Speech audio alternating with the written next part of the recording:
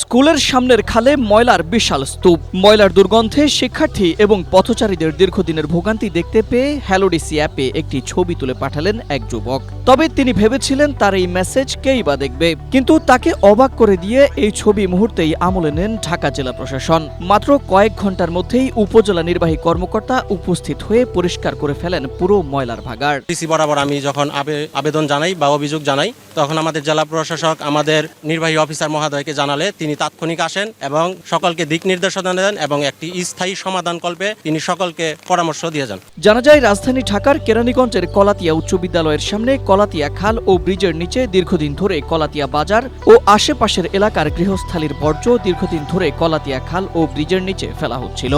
Bangla QR যেখানে, নগদ payment সেখানে। সারা দেশে 10 লাখেরও বেশি মার্চেন্টে নগদে পেমেন্ট করুন খুব সহজে। স্থানটি কলাতিয়া উচ্চ বিদ্যালয়ের সম্মুখে হওয়ায় শিক্ষার্থী, শিক্ষক, পথচারী ও স্থানীয় বাসিন্দাদের দুর্ভোগ পোহাতে হচ্ছিল।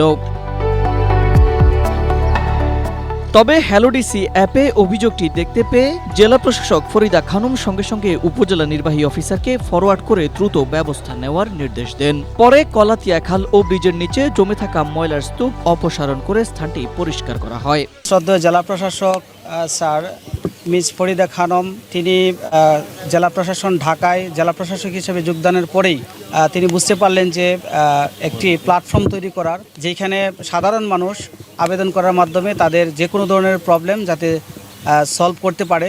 দ্যাটস ওয়াই আমাদের জেলা প্রশাসক স্যার তিনি একটি উদ্যোগ গ্রহণ করলেন হ্যালোডিসি একটি অ্যাপ তৈরি করার মাধ্যমে।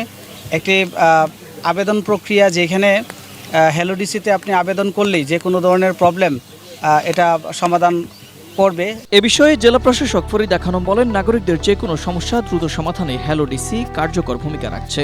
কলাতিয়া উচ্চ বিদ্যালয়ের সামনে ময়লার স্তূপের বিষয়টি অভিযোগের মাধ্যমে আমাদের নজরে আসার পর সংশ্লিষ্টদের দ্রুত ব্যবস্থা নিতে বলা হয়। পরে সেখানে জমে থাকা ময়লা আবর্জনা পরিষ্কার করা হয়। পাশাপাশি যত্রতত্র ময়লা আবর্জনা না ফেলার জন্য সবাইকে আহ্বান জানান তিনি। Ahmed Imtiaz, Asia post.